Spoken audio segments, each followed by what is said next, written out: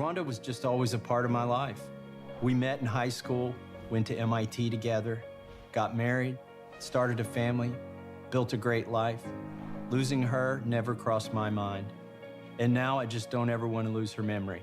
And I won't, because I see her every day in my kids and my grandkids, and I'm reminded of all the good she did.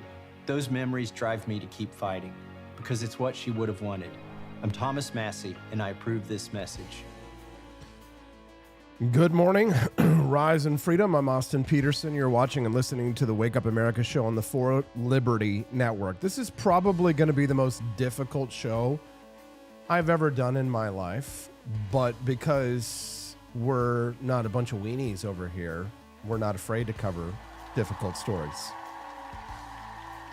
Heads up, before we start this show on the Wake Up America show today, I just want to get some things out of the way. Preface this by saying that this is going to kind of be in a not safe for work episode. Not to say that it's going to be explicit all the way through, but if the kids are in the room, this is probably a great time to introduce them to Minecraft. So, you know, sex scandals, never good fodder when the kids are listening in. So, parental discretion advised. Political discretion remains unavailable at the federal level. Thomas Massie, the man who spent years pointing at the most powerful people in Washington and saying, "Release the files," is now the subject of files somebody else once released.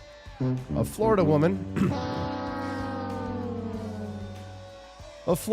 named Cynthia West came forward yesterday with a sworn statement alleging a romantic relationship with Massie that ended badly. And by badly, she doesn't mean like a weird or awkward text thread or she was blocked on Instagram, one of those playlists people make when they want the FBI to check on them, right? West alleges that Massie got her congressional staffer job, then pressured her into conduct that she found uncomfortable, became emotionally abusive when she refused, and had her fired via text. When she says she filed an ethics complaint, which I have not been able to find as of just yet, she told Massie he would be named in it. She claims his response was to offer her $5,000 in cash to make it go away. Cash she allegedly calls cow money, which is a terrible name for a really bad stripper. She described it as untraceable farm income that he does not report, which very libertarian of him. Cow money sounds like a prize category at a county fair, but if it's true, that is a very serious legal problem wearing boots. She refused, she says, the Office of Congressional Workplace Rights, which is the same taxpayer-funded slush fund that Congress built to buy silence, then offered her $60,000 to settle and sign an NDA. She refused that too. So now she's on camera. It's a story. Massie's campaign has responded, calling it, quote, last-minute dirty tricks and, quote, trashy lies, which is either a righteous denial or the most predictable sentence ever produced by a campaign consultant under pressure. So the more you look at this story, the messier it gets. The interview was conducted by a documented Gallreen operative, right, his opponent, and then it was weaponized by Eric Dieters, who is a former Massie primary challenger who's now running for governor and wants Massie gone badly enough to make it his entire personality. So the story drops 7 days before the most expensive House primary in American history. This is a race where AI deepfakes, APAC money, billionaire donors have all been deployed to take Congressman Thomas Massie out. I mean, this primary has more weapons than a John Wick lost and found. A Kentucky family law attorney who supports Massie has already issued a counterstatement citing a public court record showing that West filed a sworn abuse affidavit against the father of her children during the same period that she claims to have been with Massie, and a court dismissed her allegations in full. Now, West says the failures in that case were her own fault because she represented herself instead of hiring an attorney. Okay. Well, the ledger on this one, it's ugly on all sides. There are serious allegations, conflicting sources, unverified receipts, and of course the primary clock ticking like a time bomb. So West says that she went public specifically because she watched Massie demand transparency and victim rights and on Epstein while allegedly trying to silence her with cash. The American Press Corps, of course, was going to render a verdict by noon, even if the evidence doesn't arrive until later tonight. So, of course, that's their love language. But today I'm going to cover all of it. We're going to start going back 250 years ago to the founding fathers who built the precedent for sexual shenanigans, the congressional slush fund that codified it, the primary war that surrounds this, and the legal questions that will outlast the campaign ads. So, since this is a legal discussion, we're going to have two legal minds here on either side of this issue.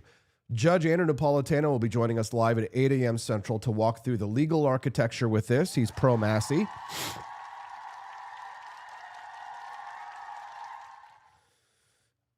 And then, of course, after that, we're going to have Will Chamberlain, who will be joining us at 8:30, who's been posting a lot of these accusations against Massie, and he is, of course, anti-Massie. He'll be joining us live at 8:30 a.m. So never let it be said that I was not objective and that I didn't have both sides of the story, no matter how bad it hurt me, and I should probably just pick Thomas Massie's side or else these libertarians are going to kill me. All right. They're already angry that I'm talking about it. I've already lost 2 friends in the last 24 hours. Now, of course, the Thomas Massie story has everybody in Washington buzzing today, and I am going to cover it in full. But first, America needs a little history lesson because personnel matters, sexual conduct in America, misconduct, it's not new. It didn't begin with Tom Massie. It didn't begin with Bill Clinton. It didn't begin with Jeffrey Epstein. This story actually goes all the way back to the founding of the Republic, back when the wigs were powdered, the letters handwritten, and the scandals came with a cravat. Thomas Jefferson, author of the Declaration of Independence, the man who wrote that all men are created equal, had a documented decades-long sexual relationship with Sally Hemings, an enslaved woman who had no legal ability to consent to everything that he asked of her. DNA evidence confirmed in 1998 what historians had long suspected, that she bore him 6 children. He owned her. He never freed her in his lifetime.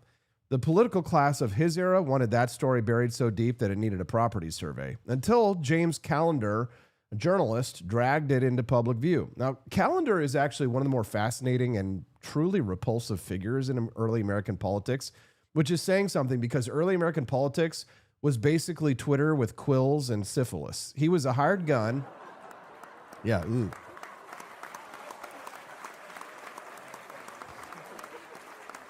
He was a pamphleteer. He was a pamphleteer that Jefferson paid to do his dirty work in the press. So in 1800, Callender wrote that President John Adams had a hideous, hermaphroditical character, which has neither the force and firmness of a man, nor the gentleness and sensibility of a woman. Thomas Jefferson funded that hit. Now, he didn't sign his name to it. He just fed the attack dog and then pretended he didn't know why the mailman was screaming with a giant chomp out of his ass.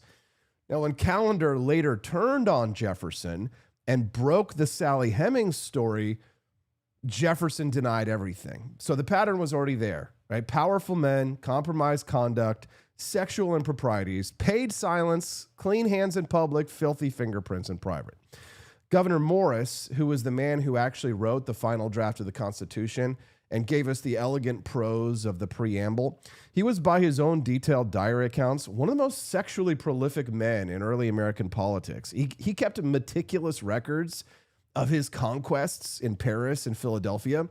Governor Morris treated his diary like a founding era black book, but he lost his leg in a carriage accident. And the rumor, which he never denied, was that he was fleeing a jealous husband at the time. Okay. So these are the men who built the institutions, right? They understood human nature because they were human, sometimes way too human, right? So that is why they built checks and balances. They knew what power does to people because half of them were living case studies with buckled shoes, right? So that doesn't tear down the founders, of course, but I think it makes the founding more honest. Power has always attracted men who use position, money, access, and status to feed their sexual proclivities and to dodge accountability. So that's a historical constant. Once you understand that what's happening in Washington right now feels less like a shocking new low and more like the latest episode of an old show where everyone wore powdered wigs with fleas, then everything starts to make a little bit more sense.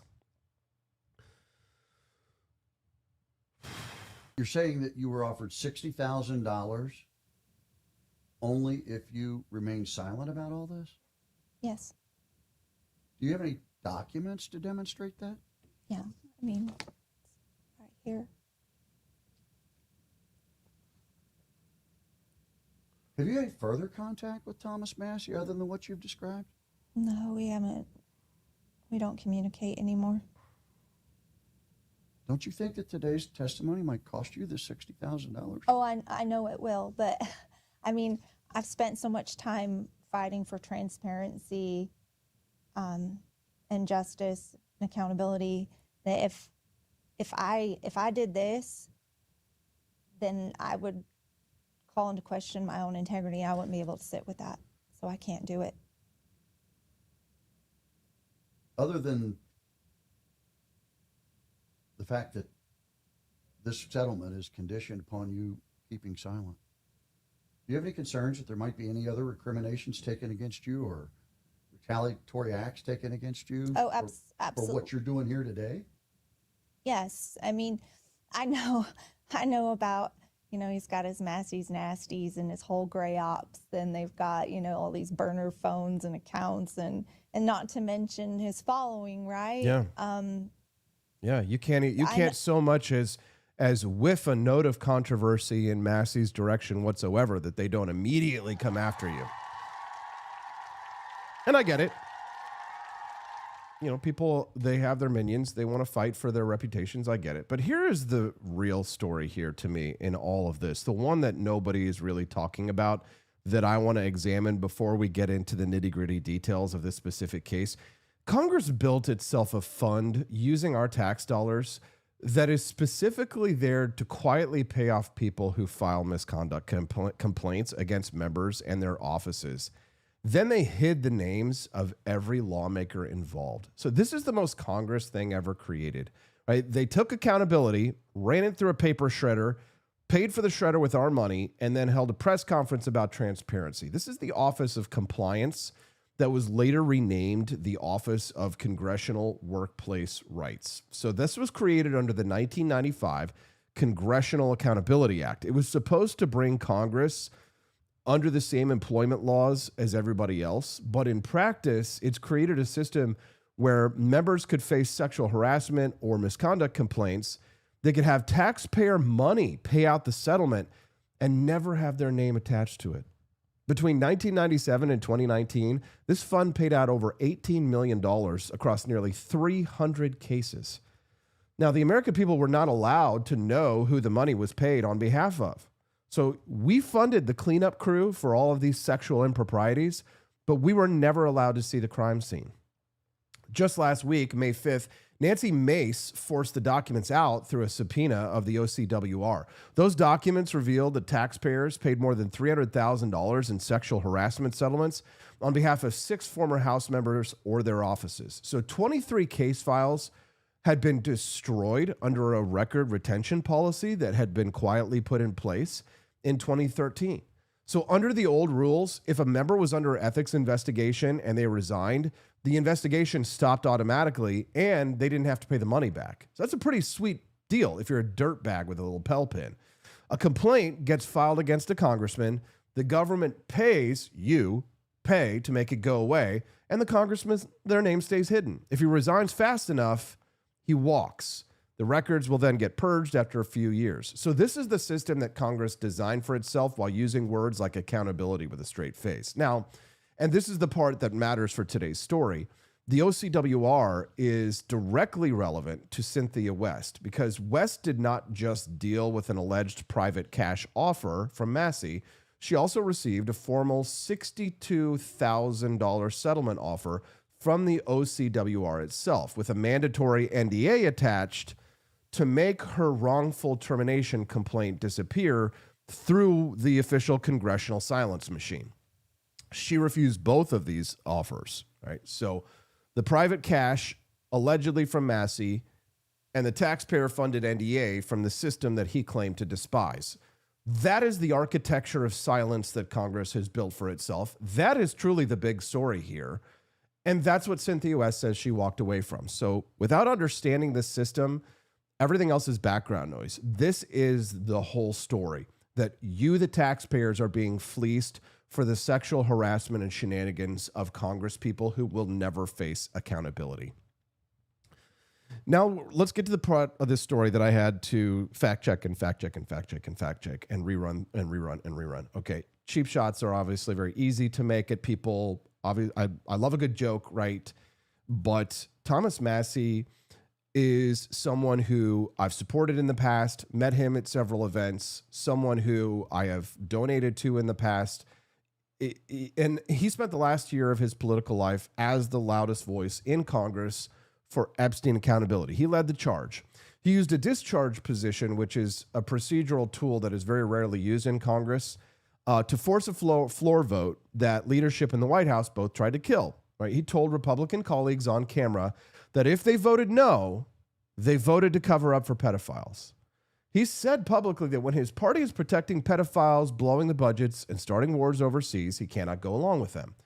He accused Trump of running interference for donors and friends in his social circle who appear in the Epstein files. That bill passed the House 427-1. The entire moral weight of his primary campaign rests on one argument. Transparency and accountability apply to everyone. No exceptions, no carve-outs, no friends of the court. But that is why today's allegations from Cynthia West hit differently than a standard political scandal, because West told Axios directly that she didn't come forward for political reasons. She came forward because she could not stomach watching Massie stand at a podium and demand transparency in victims' rights on Epstein, while allegedly having tried to silence her with cash when she filed a complaint against his ally. In her words, he was sitting there talking about transparency and having women be heard, and he literally tried to silence her. So that's a woman saying the hypocrisy finally got too loud to ignore. Now, on to the allegations themselves. She claims that Massie pursued a romantic relationship with her roughly 2 months after his wife of more than 30 years passed away. She claims that he got her a congressional staffer job with Rep. Victoria Spartz. It's a claim that has been independently verified in the last 24 hours with congressional payroll records. So she claims when their relationship ended, her and Massie's, she was fired via text with no written cause and no formal process. Now, it is also the truth that she was on what's called a 90-day probation period. So she could be fired at that time without a formal process. She claims that he pressed her into conduct that she was uncomfortable with and became emotionally abusive when she refused. She claims he then tried to buy her silence with $5,000 in cash, money he allegedly calls cow money or untraceable farm income he allegedly doesn't report, which, try not to make him out to be more of a hero. SeaWorld girl over in the chat says, the timing is hella sus, just like the Kavanaugh allegations. Oh, yes, I agree, and we're going to get there. Now, the OCWR, that shady group in Congress, they then offered her $60,000 with an NDA to settle through the congressional system. Right? She refused that too. Allegations, of course, they don't convict anyone. Right? The interview was conducted by a documented Gallrine operative, and then it was promoted aggressively by Eric Dieters, who is a former Massie primary challenger now running for governor who wants Massie gone. Those conflicts of interest matter to this story, and you deserve to know them. And I will give you all of these conflicts of interest so that you can make your own decisions. The timing, just like Eva says, 7 days before a vote, should absolutely scrutinize it. And a dismissed prior abuse affidavit that West filed in a separate case does raise legitimate credibility questions that need examination. And we're going to do it. But here is the thing about the petard that Massie may or may not be hanging himself from right now. He built it himself, plank by plank, press conference by press conference. If transparency is the rule, it doesn't have a carve out for the man who wrote the rule. If receipts matter, they matter in every direction. That is the standard that Massie has demanded. But today, that standard has a new address, and it's his address, and we're going to get into all of that right after this. If you're just tuning into the Wake Up America show, good morning. I'm Austin Peterson. If today is your first time watching the Wake Up America show, we would love to have you be a regular guest. Click the follow button on the Wake Up America show. When you click the follow button, you'll come back and join us every Monday through Friday, 7 to 9 a.m. Central Time. Maria Edenbow over in the chat says, probably not a good idea to date people that can fire you within your 90-day prohibition period. So Maria, just so you understand, he was already dating her at the time, West. He brought her to D.C. and got her the job in his colleague's office, and that job came with a 90-day probation period. And then allegedly, she says that Massie tried to pressure her into doing things that she was not comfortable with. When she refused, he got angry, and then she broke up with him, and then she was fired, which is retaliation, if it is true, which is big hot water for Thomas Massie. Another friend of ours in the show says, I honestly can't believe Austin is even spending podcast time entertaining this as anything more than just a typical hit job. Well, yeah, because I like to be objective and try and inform my audience, because there are higher things here than just protecting one politician. I actually really enjoy objective reality and truth. But also, you have to look at it from my perspective. If I didn't talk about this today, you could say I was a coward, and you would be right. But I'm not a coward. I'm not a coward at all. I'm not afraid. Well, I am afraid because, God damn, Thomas Massie's people are some evil assholes. The followers, if you say anything, you criticize him whatsoever, they come after you, call you a Jew, dox you, try and destroy your life. And that's the group of people that Thomas Massie has surrounded himself with. And frankly, I find those people to be quite disgusting and not the kind of people that you want to have as allies. That's the kind of thing that makes the journalist in me say, hey, there's smoke here. Let's see if there's any fire. But we're going to do it objectively, and we're going to have standards for the reporting here. And I'm going to lay out the facts, right? Because this story is already being fed into the internet wood chipper. And of course, the facts come last for most people, but not here on the Wake Up America show. So whether you like me or dislike me, you're going to get straightforward, objective, honest reporting. I'll tell you what my biases are. My biases are that I like Thomas Massie's politics, but I like Donald Trump's tactics. I wish that they could get back on the same page. But if that's not going to happen, you're going to see me calling balls and strikes. Cynthia West is a Florida mother of 4 who is currently running for office. So she's also running for office right now. She's running for the Okaloosa County School Board in District 5. And she's not a known political operative or a career activist. She's a social worker, just like my Steffi. She gave an on-camera interview to Kentucky attorney Marcus Carey and agreed to go on the record with a series of claims about Thomas Massie. So West says Massie contacted her on X in mid-August of 2024, roughly 2 months after his wife Rhonda passed away on June 27th. So she says that a romantic relationship developed very quickly, that they traveled together. She visited him in Kentucky. He gave her a promise ring. By her account, this was a serious relationship, not a random fling with a congressman and hotel points account. So she says that Massie helped her secure a congressional staffer position working for Indiana Representative Victoria Spartz. And congressional payroll records independently confirmed that she did work in that office from January through March of 2025 as Director of Operations and Schedules. She was paid out $17,000. So that part of her story is not disputed. It's in the federal record.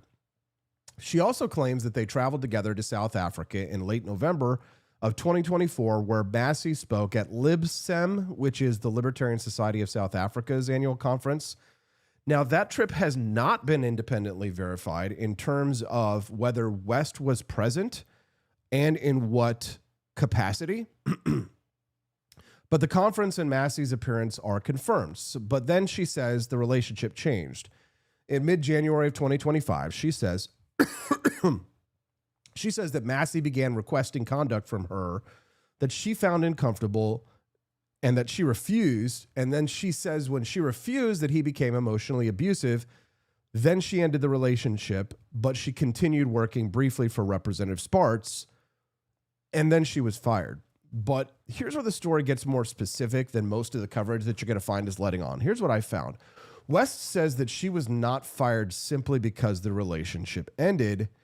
She says she was let go after she raised concerns about Spartz's office, right? So there was a toxic work environment, she says that Spartz decided to hire a non-citizen for a district director position. And she said she was upset over Spartz's insistence on getting involved in Ukraine's election. So there's an interesting factoid that not a lot of people are talking about right now. So she found out she was fired via text. She didn't get a write-up or a documented cause, right? No formal process, which is a very Washington thing, right? They can produce a 900-page farm bill by lunch, but a basic firing paper trail requires the Rosetta Stone, okay? Siggy's mom over the chat says, regardless of whether you believe this accusation, I recall when the Clinton-Lewinsky crap happened, I heard people say they didn't care about it as long as the economy was good, right? Interesting. So West filed a wrongful termination complaint with the House Ethics Committee, she says. She then notified Massie that he would be named in that report. She claims that his response was to tell her she was just one person, she couldn't make a difference, and that she needed to walk away. She claims he then offered her $5,000 in cash to drop the complaint. But here's the detail that Axios surfaced on this story that matters, because this wasn't fresh cash. According to West, Massie had given her $10,000 in an envelope of $100 bills early in their relationship, and he called that walking around money in case she needed it, as a single mom who'd left her job to come to Washington, right? She apparently, according to her, returned that money to him at a Kentucky Cracker Barrel after the breakup. The $5,000 he allegedly offered her was half of the same cash, so her own returned money repackaged as a buyout. She says he allegedly calls it cow money, which is untraceable farm income that he doesn't report. And if it's true, that's very serious. She refused. She also refused a $60,000 settlement offer from the Office of Congressional Workplace Rights. She refused your tax dollars.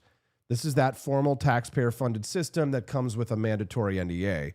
She says she refused that in March of this year. She says she has receipts, direct messages, text messages, call records, documentation of their trips together, and the NDA document itself. Now, those receipts have not yet been independently verified by any major news organization. Massie's campaign has responded, calling these allegations, quote, last-minute dirty tricks and trashy lies. And to this point right now, we have no reason to believe that that is not the case until we do. So fairness, of course, doesn't mean protecting Thomas Massie because you like him. Fairness does not mean believing Cynthia West because the accusations sound damning. Fairness means we're going to put all the evidence on the table. We're going to keep everybody's conflicts of interest visible, and we're not going to act like a Twitter ratio counts as much as a grand jury, okay? And we've got two lawyers on this show to break it down who both are biased. One's for Massie, one's against Massie. Where else are you going to get a show that's going to do that? All right, since this news broke yesterday, Kentucky family law attorney and state representative Stephen Doan issued a public counter statement, okay? Now, you need to know who he is. Doan is a documented Massie supporter. He's given on-record quotes to national media backing Massie in the primary. His statement should be weighed with that in mind. The same way the interview conducted by Marcus Carey, the guy who conducted this interview with West, you should look at him, right? So you should weigh all this with that conflict in mind. Neither of the men is a neutral actor, okay? This is a primary knife fight, and you should expect dirty tricks, okay? And Doan, in defending Massie, he brought up a point that I think we should all take a look at. He points to a public court record on October 1st of 2024 during the same window of time where West is supposed to have been in this relationship with Massie.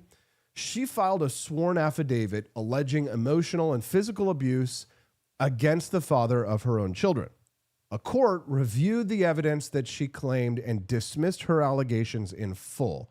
Okay, and raising this is not character assassination against her, right? A pattern of sworn allegations that doesn't survive judicial review is relevant to the credibility of the person who is making current sworn allegations, okay? This is how evidence works, even if it makes everybody's side a little sweaty, okay?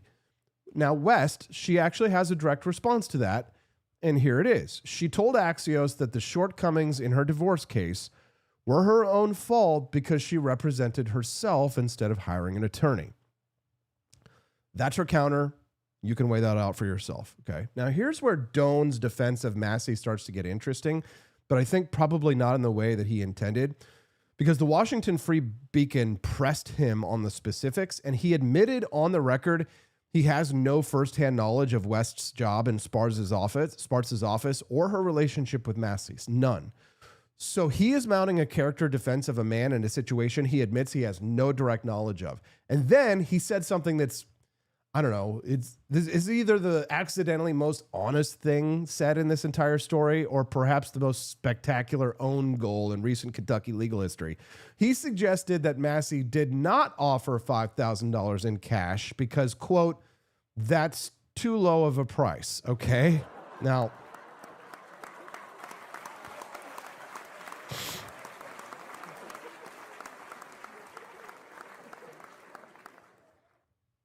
he said that's too low of a price. Okay. He said, quote, Thomas Massiehood is in all likelihood a millionaire. You're not buying an NDA for $5,000.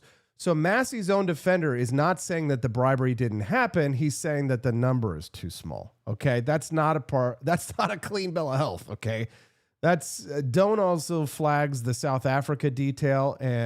West claims Massie took her on a trip to South Africa. Now, the confirmed fact is that Massie did speak at LibSem, which is the Libertarian Society of South Africa's annual conference in late November of 2024. That trip did happen. What's not been verified is whether West was there and in what capacity that she was there. If she was president as a congressional staffer, then that raises serious questions about how that office was being used. If she was not on that trip, that claim collapses and takes her credibility with it. Now, that detail can be verified, but it needs to be verified before anybody starts building a courthouse out of tweets. The bottom line on Doan's defense is this. He attacks her credibility on this divorce affidavit. He disputes the dollar amount on the cash offer because Massie's a millionaire and he wouldn't offer her that much money. But he also admits he has no firsthand knowledge of the relationship or the job. So he doesn't address the bribery allegation on the merits. He does not address the cow money claim. He doesn't address the $60,000 OCWR settlement offer. The most legally serious allegations are the ones that his defense skips entirely. A character defense with that many holes in it's not a clean bill of health, guys. It's a partial filing with a confident cover page. If you're just tuning into the Wake Up America show, I am your host, Austin Peterson. We're glad and thankful to have you here. Click the like button, and if today's the first time watching the Wake Up America show, click the follow button as well. We'd love to have you be a regular guest of the Wake Up America show. I haven't been doing a lot of commercials or live reads or anything like that this morning because it's just such a big story, and I want to make sure that I get through everything. So please do drop those rumble rants if you appreciate honest, objective, clear, factual reporting that's going to give you both sides of an issue and not just tell you what you want to hear in order to make sure that everybody's not mad at Austin. Oh, no. We're going to have two lawyers on this show today. Judge Andrew Napolitano will be with us at 8 a.m. Central to back up Thomas Massie. And then at 8:30 a.m. Central, we're going to hear from Will Chamberlain, who is anti-Massie. So you're going to get both sides of the story today, whether you like it or not. Okay? So let's talk about the thing everybody's whispering about. You know, this story broke yesterday, May the 12th. The Kentucky primary for Massie is on May 19th. So 7 days from release to vote. But before we talk about this timing, let's talk about who deployed this story, because there are two different actors here. And if we conflate them, then that lets them both off the hook. So Marcus Carey is the guy who conducted the interview of this West chick. So Carey is a conservative Kentucky trial lawyer. He's a documented Gallrein supporter. So that's a conflict of interest right there. The audience, you guys, you deserve to know this, okay? But Carey is not who turned this into a weapon. The man who took that interview and then aggressively pushed it into the public bloodstream is Eric Dieters. Now, Eric Dieters is a prominent Kentucky attorney. He's a radio host, and he's a former primary challenger to Massie. Yes. Did you think I wasn't going to mention that? Isn't this the fifth time I've mentioned that? Okay. He's also a current candidate for governor of Kentucky. who has made destroying Massie's political career his entire personality. So Dieters, the guy conducting and pushing, the guys who are conducting and pushing this, these guys are not neutral parties. Right? This Dieter guy, he's a man with a decades-long grudge against Massie, and he chose to release this story with 1 week left before the vote. So this is Oppo deployment. Okay, that is the political calculation going on. So you know it, right? So, and West herself, she told Axios she didn't coordinate or communicate in any way with Trump's political operation or Galleron's campaign. That's her statement on the record. If she's telling the truth, then the conflict lives with Kerry and Dieters, not with her, okay? And that makes this story more complicated, not less, because if West is sincere and the people around her are operatives, then a real woman with real allegations got handed to people who were going to use her. She's being used as ammunition, right? And you have to think about that, okay, before you fling poo at her, okay, because she might be getting victimized in this twice. She might have been victimized by Massie, and she might be getting victimized by Galleron's people now. We don't know that yet, okay? But that damaging information might not come out until after the primary, right? Until there's not enough time for congressional ethics inquiry to surface. It's not enough time for journalists to independently vet every document. That's the point, right? It's not enough time for Massie to mount a credible public defense if the allegations against him have holes. But it's plenty of time for the story to flood the local news cycle, bounce around social media like a raccoon in a Bass Pro Shop. And so acknowledging the timing does not make the allegations false. Brett Kavanaugh's accusers also came forward at a strategically timed moment, and that timing did not automatically fabricate or disprove their accounts. The timing can reveal the motive, but the timing isn't going to settle the truth on this today, okay? So let's talk about who benefits, cui bono, because that answer deserves a direct answer, and we can answer that, right? This is the most expensive House primary in American history. Over $25 million in ad spending. AIPAC has poured millions into defeating Massie. A MAGA PAC ran an AI deepfake depicting him in a fake romantic throuple with AOC and Ilhan Omar, right? And it's just that maybe we don't need these data centers after all, if that's how it'll be used.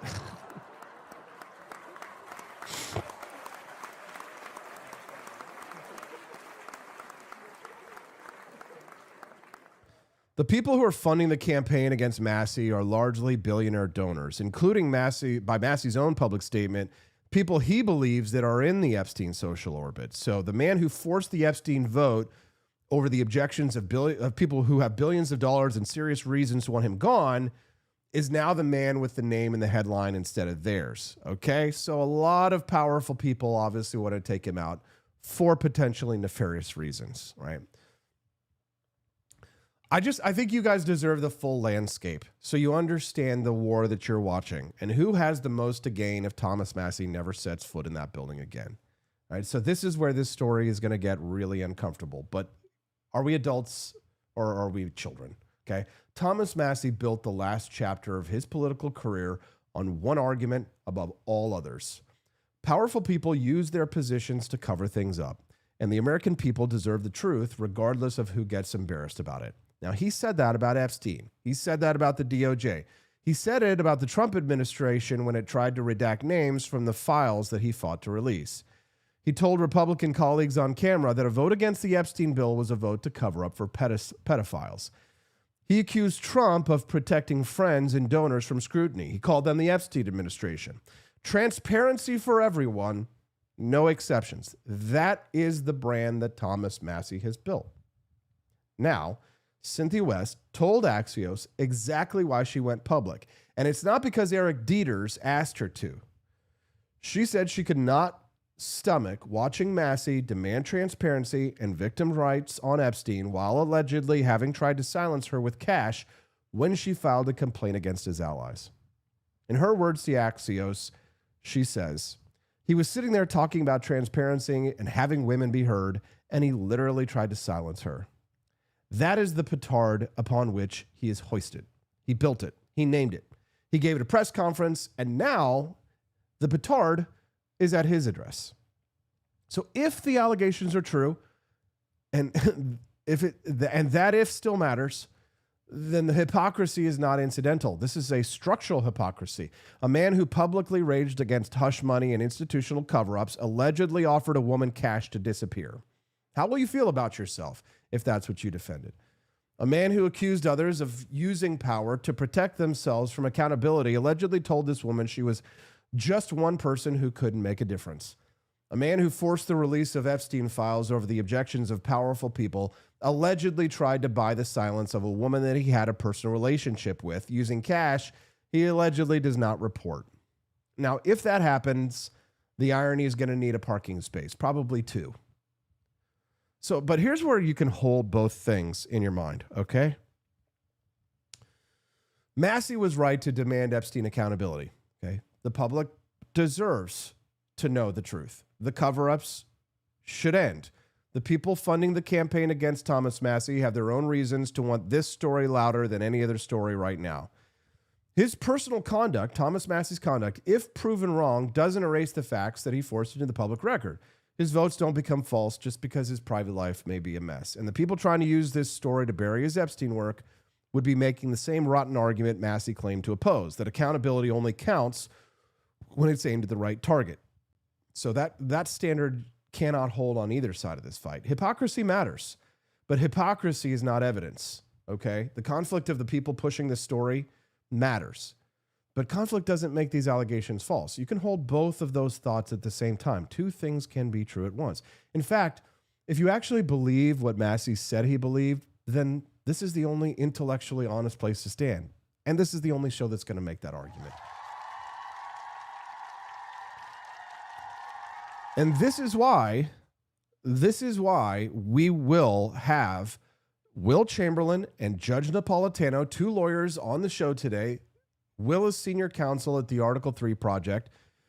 He's one of the sharpest legal minds in conservative politics. We're going to talk to him about the threshold issue before we get into what Massie did or did not do. So you need to understand the legal architecture here. And what we know for certain, regardless of how the Massie allegations resolve, Congress did build a system to silence people, and it's called the Office of Compliance. It paid out $18 million of your money in settlements for sexual harassment. Right? It shredded 23 case files, didn't name the people who were involved in these. Representative Nancy Mace had to issue a subpoena last week to force even a partial disclosure. And that system exists independent of Thomas Massie. Right? It existed before him. It will exist after him.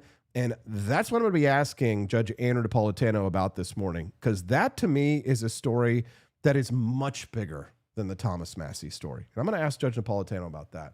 So this system offered her, if it is true, this system offered this woman $60,000 and a mandatory NDA to make her wrongful termination complaint disappear through official channels. She refused it.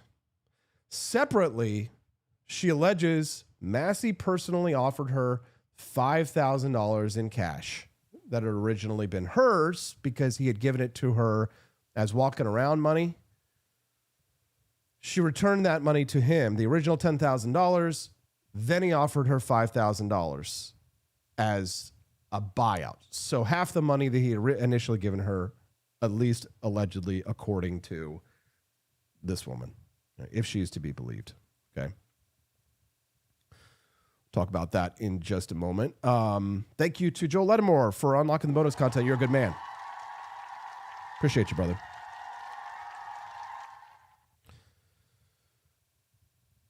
So if accurate, Massie allegedly went around the official congressional silence machine with a private cash offer that predated the congressional cash offer by months.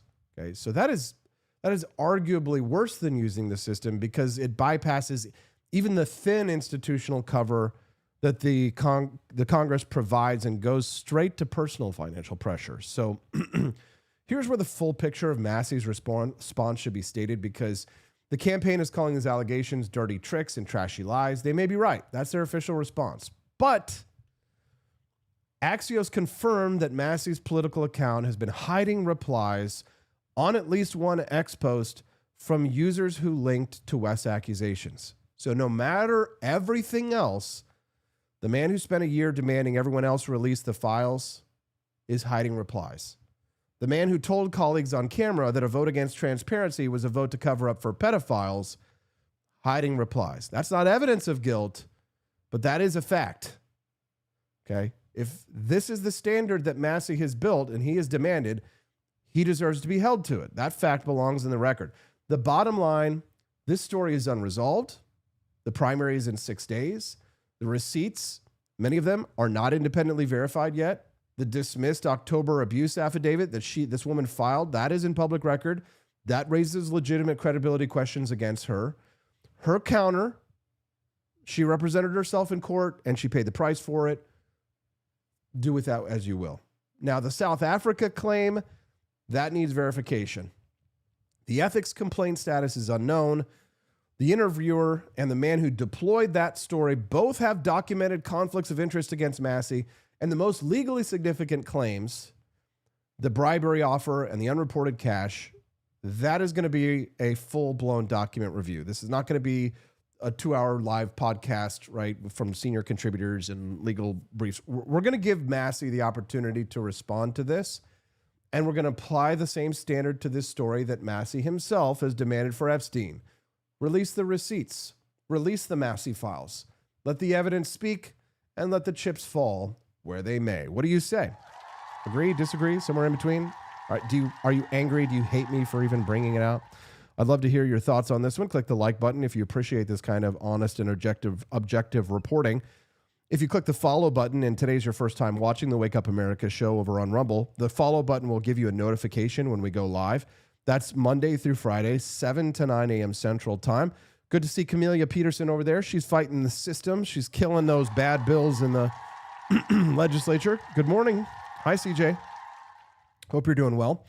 Judge Napolitano is going to join us here live in a little bit less than 10 minutes. Looks like you guys have unlocked the bonus content, so you get to watch that. At 8:30, we're going to hear from Will Chamberlain. So I have two personalities, two legal minds who are going to join us this morning, pro-Massie, anti-Massie. I've done my best to give you the absolute best reporting on this topic because, honestly, I don't think anybody else could do it better than me. And I'm not saying that because I'm the best journalist in the world. I'm not. There are people who are way better than me. And I definitely think that the numbers should reflect that in some ways. But I will say that I do think that we are sort of underappreciated because in this niche and this kind of topic, you're going to get maybe 2 or 3 different types of libertarian podcasters. You're going to get one, the person who is too terrified to speak up, the person who won't talk about this morning. Look to your favorite podcasters who aren't covering this story and just note that they are cowards because this is the biggest story in our universe right now. And if they're not talking about it, then they are doing you a disservice. And you should think about that before you waste your time listening to them in the future. So I'm putting my name and my credibility on the line and taking a huge risk and losing friends. And people are angry at me just for the simple fact that I chose to cover this story. You should understand the position that I'm in doing this. And it's not because I'm asking for sympathy. I don't want your sympathy. What I do want is for you to just understand conflicts of interest. Like there's nobody paying me to run this campaign except for Joel Ledamore, who just bought a pair of sneakers from the grift shop. So there's no Ed Gallrein money. There's no Donald Trump money coming in. There's no Thomas Massie money coming in.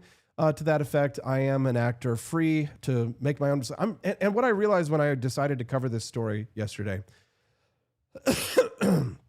is that there was a responsibility on my head to do this the right way for you. And knowing that if I got anything wrong, that you guys were going to come after me and you were going to crucify me and attack me. So there's a lot of pressure on me to get the facts and details straight and to give them to you as straight as possible. Do I have my own bias? Sure, I absolutely do. And I will let you know when I think that is creeping in. But today's show is a special show because it involves people that I know personally, people that I've supported for years, people that I still want to support, but who I will say my point of this is that I am truly disappointed in Thomas Massie's behavior.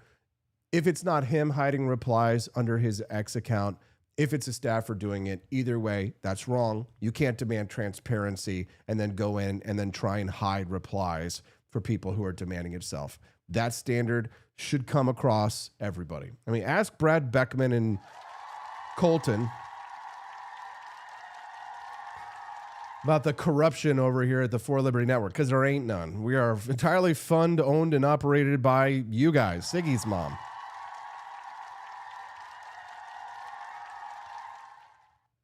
If today's show has taught you anything, though, that's the people who are in charge of this whole system are the people who designed the system to protect themselves, not to protect you. $18 million in taxpayer-funded silence, 23 case files shredded, names hidden for decades. And that's just the stuff Nancy Mace had to subpoena to find out. That's your government, and that's your money. And that's the only plan most Americans have. Leave it in the hands of children in Congress. Expat Money, our sponsor for today, they exist for people who've decided that betting everything on this government and this group of children, one currency or one jurisdiction, well, that's probably not the best idea for a retirement strategy. Mikkel Thorup and the team at Expat Money, they build real international options, second residencies, offshore strategies, legal structures that put distance between your family's future and whatever the lunatics in Washington decide to break next Tuesday. This isn't about paranoia. This is planning. The people who've built the slush funds in Congress, they have a backup plan. You should too. Go to our sponsor, expatmoney.com/Austin. That's expatmoney.com/Austin. Build your options now before the government decides your options are too extreme. All right. The Massie story has layers that go far beyond the constitutional questions, congressional ethics architecture, coordinated political warfare, and the legal exposure underneath it all, if these allegations are true. But there is one person that I want walking through all of it, somebody who knows Thomas Massie, someone who knows the constitutional terrain, and is not going to pretend it's a simple story in either direction. So Judge Andrew Napolitano is joining us next, a big friend and fan of Thomas Massie. He will be here to talk about the legal architecture. After that, Will Chamberlain. The next hour, I mean, you guys are going to be biting your fingernails. Don't go away. Enjoy the bonus content. This is the Wake Up America show on the For Liberty Network. On July 6, 1747, in a humble gardener's cottage on the windswept coast of Scotland, a boy was born who would one day strike terror into the heart of the mighty British Empire. His name was John Paul. He would later add the surname Jones and become the most legendary naval commander of the American Revolution.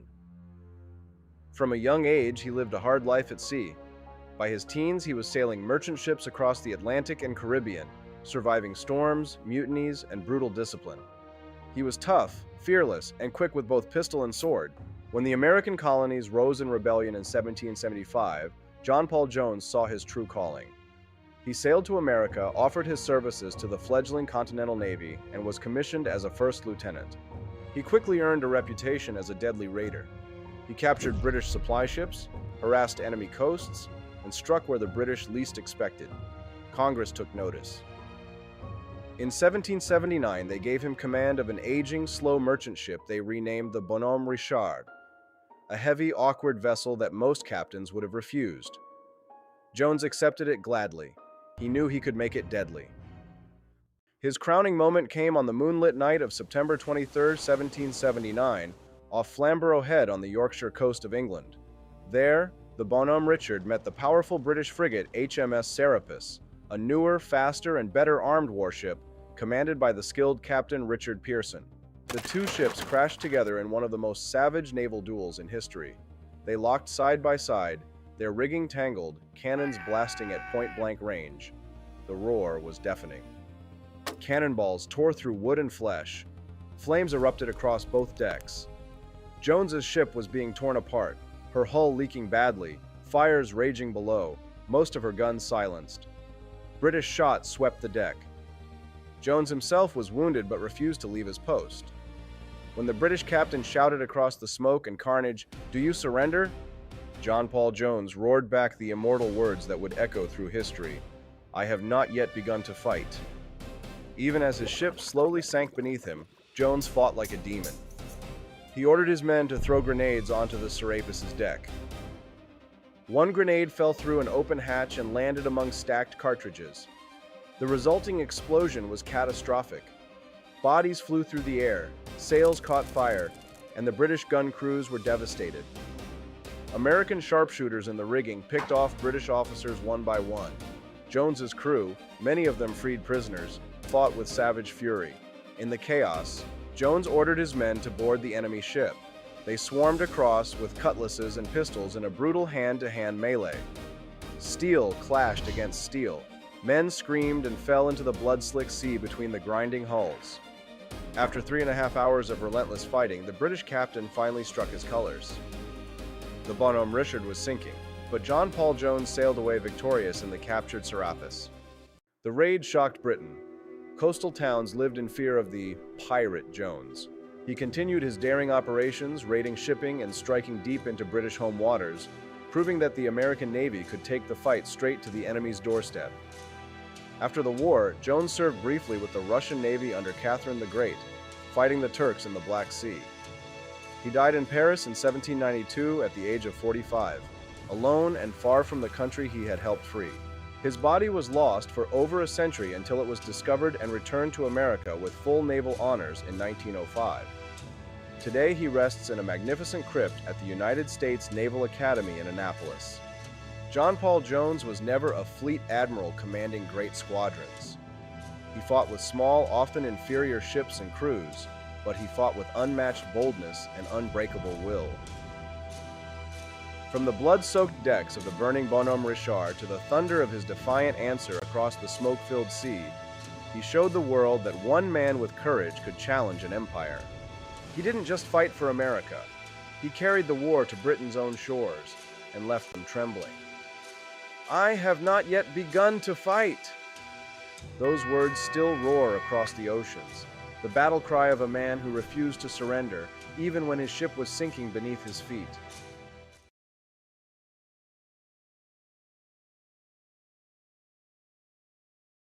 "'Tis the year of our Lord, 1801. President Trump Jefferson casts his gaze o'er the sovereign Potomac and beholds a most wretched spectacle upon the waters. From the cursed shores of Tripoli and the welfare coffers of distant Minnesota comes the brazen Captain Ilhan Omar, commanding her fleet of Barbary pirates. She demands her ransom, billions in reparations. Yet one instrument of fortitude suffices, a steaming chalice of Jeffersonian Java, bold and unapologetic from for Liberty Shop. No more tribute to rogues, he thunders, and dispatches the Navy and Marines to smash Omar's fleet asunder.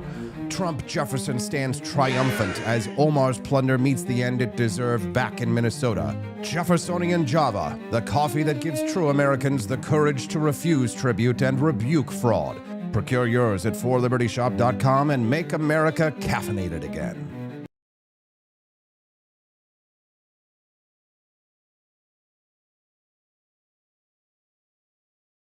In a city where businesses never sleep, the technology still crashes. When technology turns criminal, they send up the signal. He's not a myth, and he's definitely not your nephew who knows computers. He installs, he protects, he backs it up, he keeps your business online and out of trouble.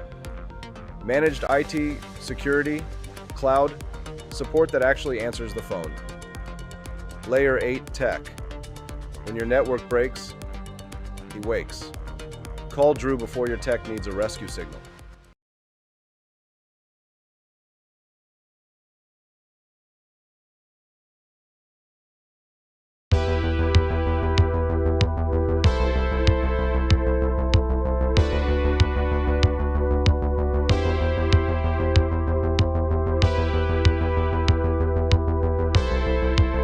Are you tired of the strange radioactive effects of leftist culture? Do you ever wonder what happened to good old-fashioned American values? Well, fear no more, because there's a new force fighting back against the cultural rot of today.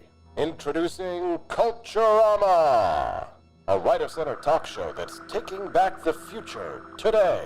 Hosted by none other than blonde bombshell herself, Daniela Pensack. She's not just talking, she's taking culture back. With sharp takes, brilliant guests, and a few surprises along the way. Tune in to the live video podcast twice a week, because the future doesn't have to be weird. It can be Culturama. If there wasn't going to be somebody who was a fiery champion of liberty, somebody who would get out there and who would be aggressive. And if they wouldn't do it with more fire or passion than I had, then I would go and I would fight this battle for us. I've fought for the principles that we all share. Parties tend to be secondary to me. We're here because we believe in the principles of liberty. I am not a perfect messenger, but I think I'm a damn good one.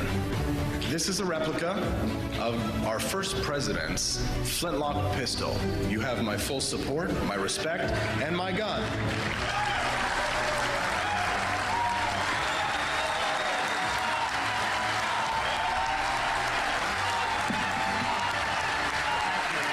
I think that the heart of my philosophy is much more libertarianism than Well, that's the fashionable word these days, I guess. A conservative is no longer just that. He's a libertarian. And always has been.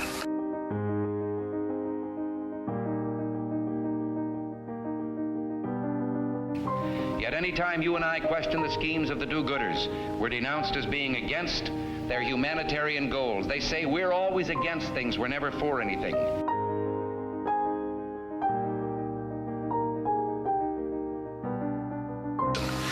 What is fascism? Fascism is private ownership, private enterprise, but total government control and regulation.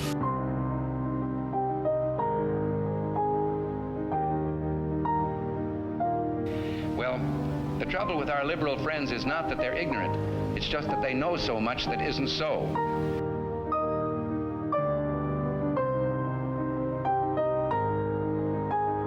If we lose freedom here, there's no place to escape to. This is the last stand on earth.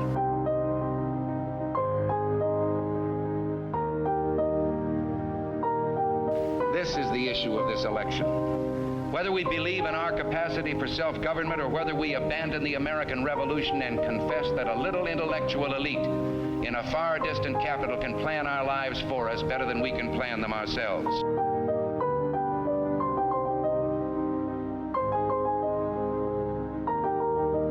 The conservative, so-called, is the one that says less government, get off my back, get out of my pocket, and let me have more control of my own destiny.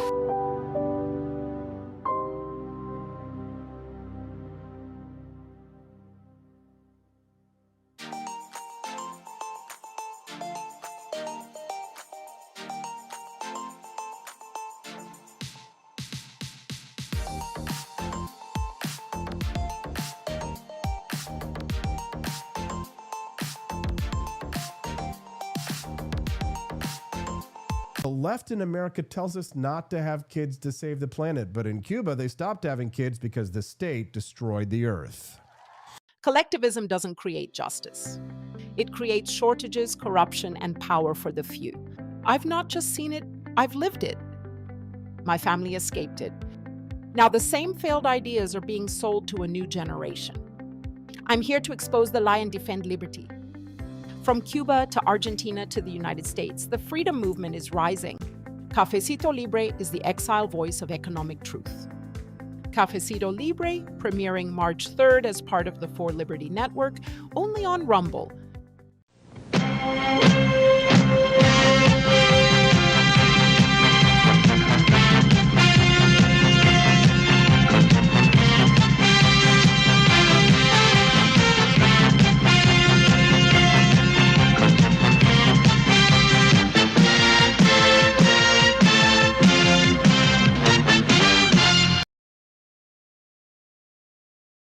Imagine bringing George Washington back to life.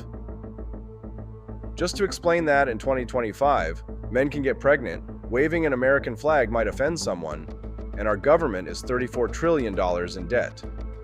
But that's not all, George. We have drag queen story hour for toddlers, pronouns are mandatory, and Harvard can't define woman. Oh. And we send billions to Ukraine but can't fix potholes in Ohio. You know, just normal modern empire stuff. I'm sure he'd be totally cool with it. Right after he finishes reloading. He didn't cross the Delaware for this nonsense, but you can carry on the fight with gear that would have made King George cry. Shop bold, shop free, shop4libertyshop.com. Picture this. It's 1776. Thomas Jefferson is hunched over his desk at Monticello, ink-stained fingers, writing the most radical document in human history. Do you really think he was sipping Starbucks? No. He was drinking something bold, something black, something brewed strong enough to fuel a revolution. That's the spirit behind Founding Flavors, our signature line of liberty-fueled coffee. No soy froth, no climate guilt, no corporate slogans. Just real coffee, inspired by the men who wrote freedom into existence. Every cup is a quiet protest against media.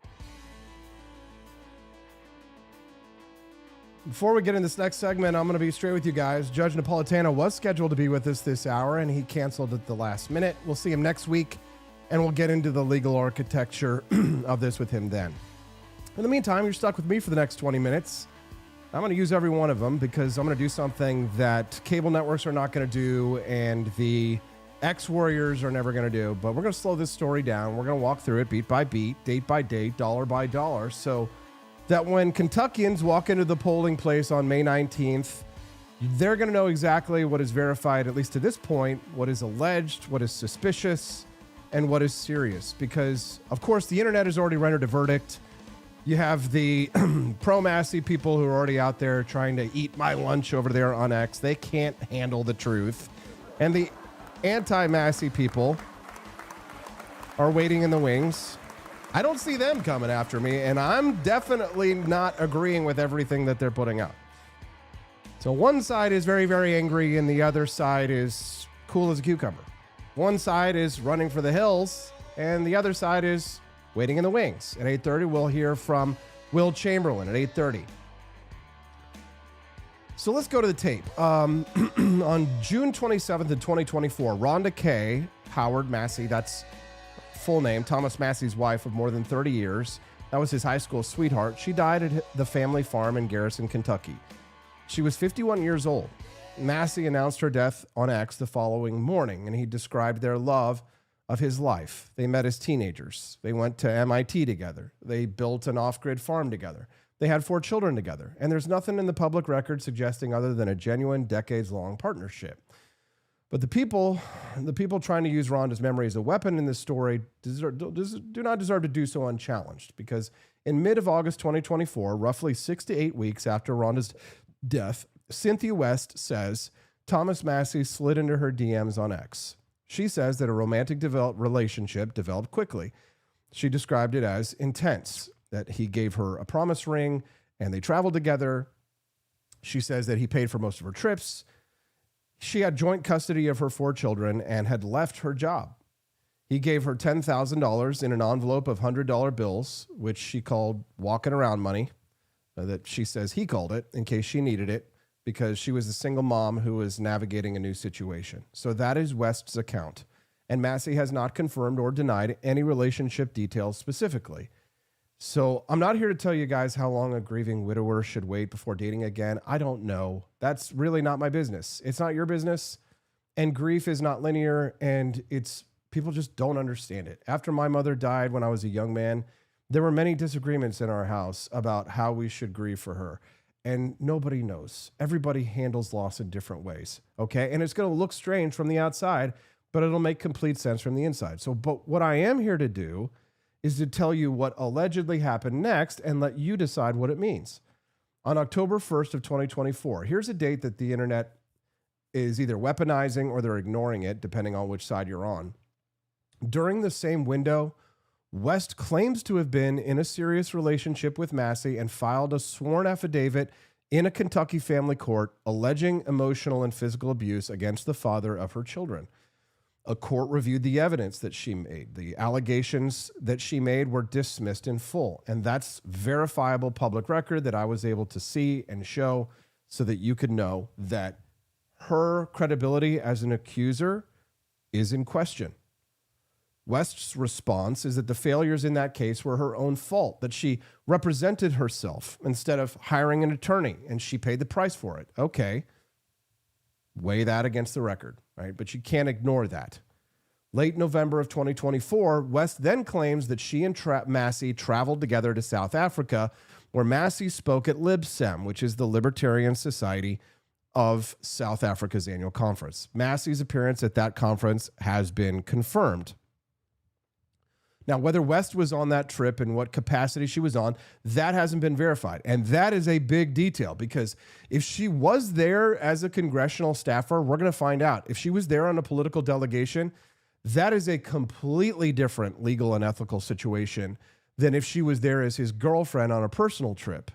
Right? And travel records are going to be able to answer that question, and they need to, and we need to know. Late December 2024, Massie arranges a job for West in the congressional office of Rep. Victoria Spartz of Indiana. Congressional payroll records confirm West worked in that office from December 2024 through March of 2025 as Director of Operations and Scheduling, paid over $17,000, okay? So that is not an allegation. That is true. Nobody is disputing that. Spartz isn't, Massie's not, Doan is not. That is confirmed. Now let's go to mid-January of 2025. She says Massie, this is when the relationship ends, according to West. She says that Massie began requesting conduct from her that she found uncomfortable and she refused. She says that when she refused, that he became emotionally abusive. Then she ended the relationship, but she continues working for Spartz. Then comes the firing. Okay. West says she wasn't simply fired because the relationship ended. She says that she raised substantive workplace concerns before she was let go. So specifically, she says that she was a victim of a toxic work environment, right? That people there were abusive, that her boss was hiring non-citizens, getting involved in foreign elections. Spartz's decision to hire a non-citizen for a district director position and making her uncomfortable, one can understand, right? But then she gets a text message telling her she was fired. She didn't get written up. There wasn't a documented cause, no formal process. Representative Spartz's office says that West held a temporary probationary position and her employment was not extended due to unsatisfactory job performance, okay? So that's the official counter. West says that's cover, okay? But before we move on from Rep. Victoria Spartz, let's just look at her for just a moment in this case, because she's not a peripheral figure in this story. She's actually very central to this story. Spartz is... she's an Indiana Republican who has a documented reputation. Legistorm, which is the congressional staffing database that tracks turnover and staff reviews, describes her as one of the worst bosses on Capitol Hill.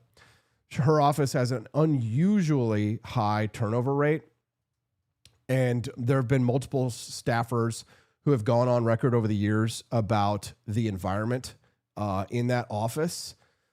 This is not a clean office that just had a bad hire, right? This is an office with a documented pattern.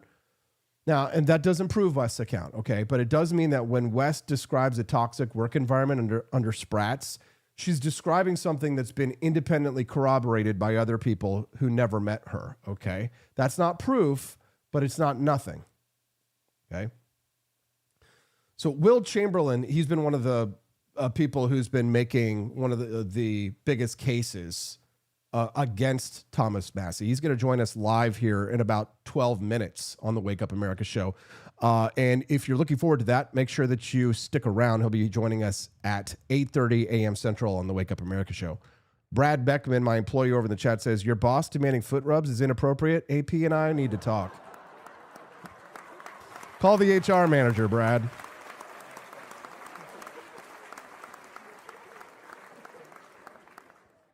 Today's your first time tuning into the Wake Up America show. We'd love to have you be a regular guest. Make sure that you click the like button and the follow button as well. Today's Wake Up America show is a little bit spicier than many. We're talking a little bit about the timeline, about West's wrongful termination, talking about her firing from Representative Spartz's office, Representative Victoria Spartz's office. And we're talking about whether or not both sides have conflicts of interest in this story. Yes, they absolutely do. Now, Massie's own defender is not denying that bribery didn't happen. So here's what I've been able to determine is that Doan suggested that the $5,000 offer probably didn't happen because Thomas Massie is a millionaire and would not offer such a small amount of money. Okay. So Doan suggested that didn't happen because he says that's too low of a price. Okay. He says you're not buying an NDA for $5,000. Okay. So Massie's defender is not saying that the bribery didn't happen. He's saying that the number is too small for a millionaire. Okay. So that's not a defense. That's an accidentally honest admission dressed up in a suit and pretending to be a press statement. The most effective thing that statement did was confirm that Thomas Massie is in all likelihood a millionaire who could afford a much larger bribe. That's what his own guy went on the record to say.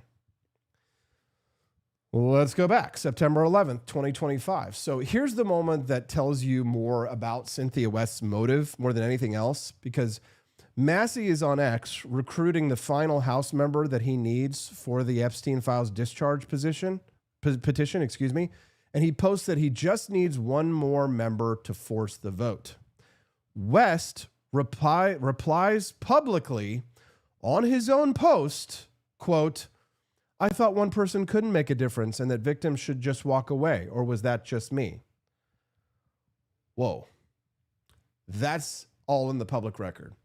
So she is notably on the public record at that time throwing his alleged words back at him on his own timeline.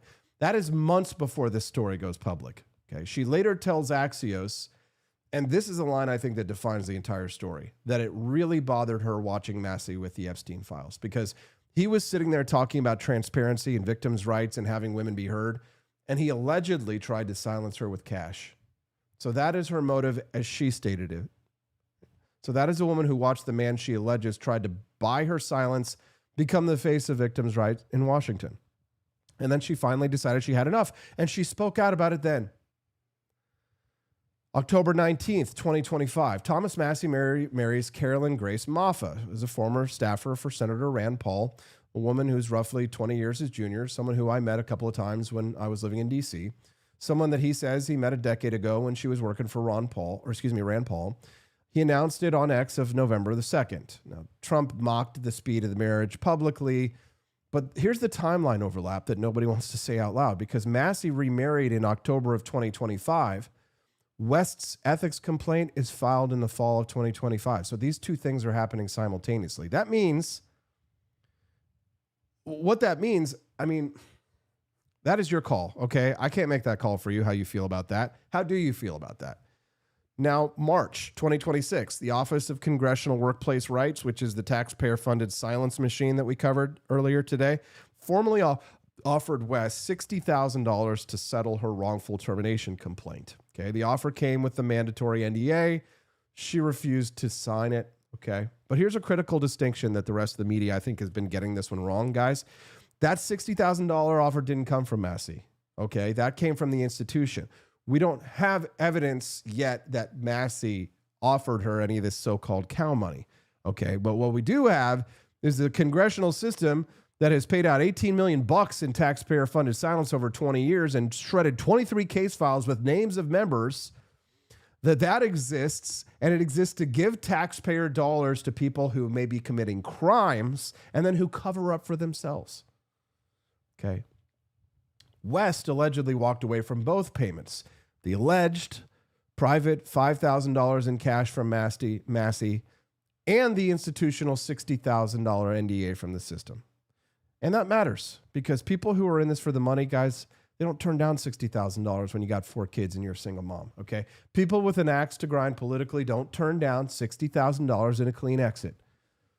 West turned down both and went on camera. Make of it what you will.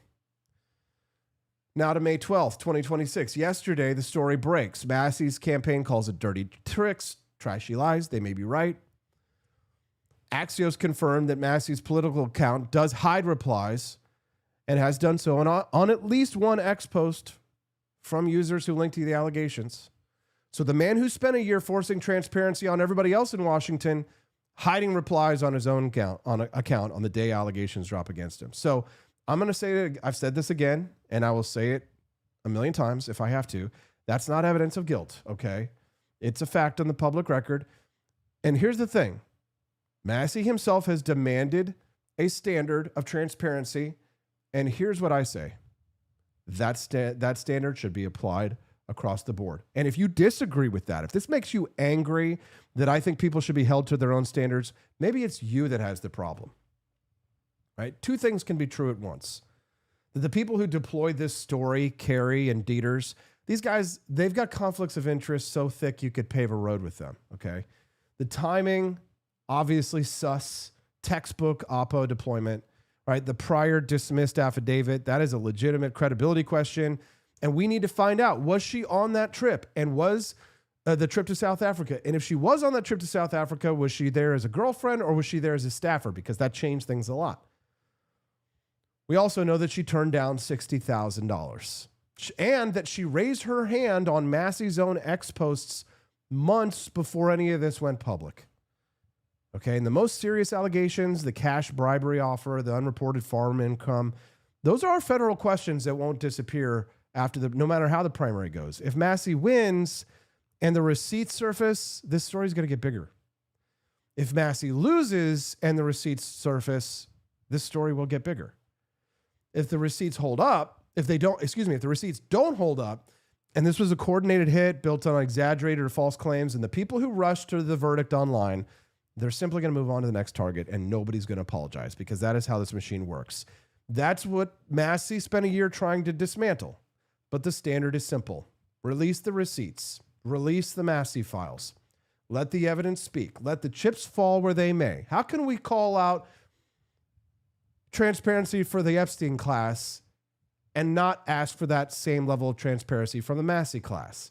Massie said this about Epstein. Let the chips fall where they may. And you know what? I'm saying it about it all.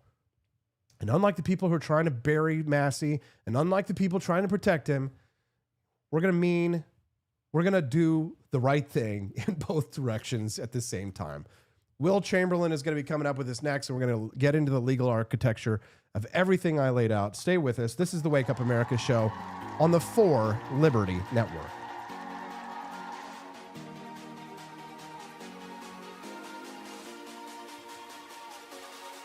On July 6, 1747, in a humble gardener's cottage on the windswept coast of Scotland, a boy was born who would one day strike terror into the heart of the mighty British Empire. His name was John Paul. He would later add the surname Jones and become the most legendary naval commander of the American Revolution.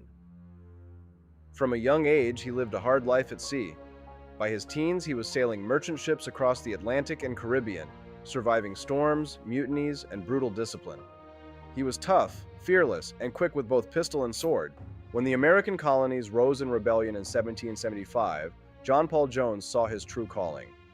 He sailed to America, offered his services to the fledgling Continental Navy, and was commissioned as a first lieutenant. He quickly earned a reputation as a deadly raider. He captured British supply ships, harassed enemy coasts, and struck where the British least expected. Congress took notice.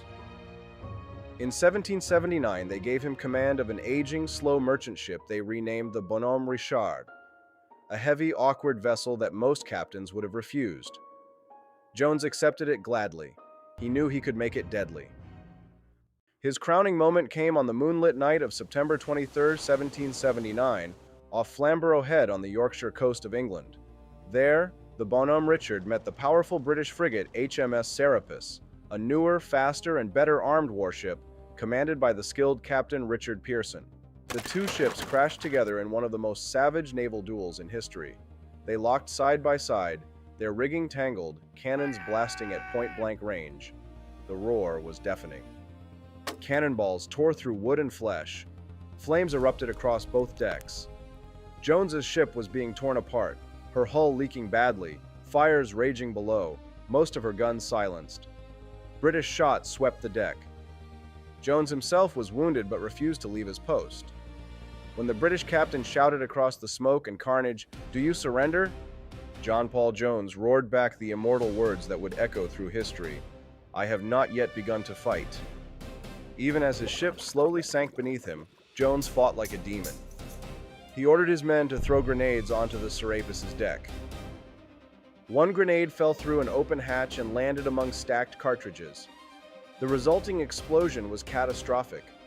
Bodies flew through the air, sails caught fire, and the British gun crews were devastated. American sharpshooters in the rigging picked off British officers one by one. Jones's crew, many of them freed prisoners, fought with savage fury. In the chaos, Jones ordered his men to board the enemy ship. They swarmed across with cutlasses and pistols in a brutal hand-to-hand melee. Steel clashed against steel. Men screamed and fell into the blood-slick sea between the grinding hulls. After 3.5 hours of relentless fighting, the British captain finally struck his colors. The Bonhomme Richard was sinking, but John Paul Jones sailed away victorious in the captured Serapis. The raid shocked Britain.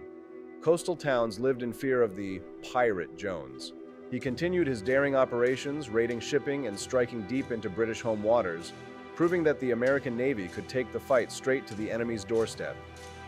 After the war, Jones served briefly with the Russian Navy under Catherine the Great, fighting the Turks in the Black Sea. He died in Paris in 1792 at the age of 45, alone and far from the country he had helped free. His body was lost for over a century until it was discovered and returned to America with full naval honors in 1905. Today he rests in a magnificent crypt at the United States Naval Academy in Annapolis. John Paul Jones was never a fleet admiral commanding great squadrons.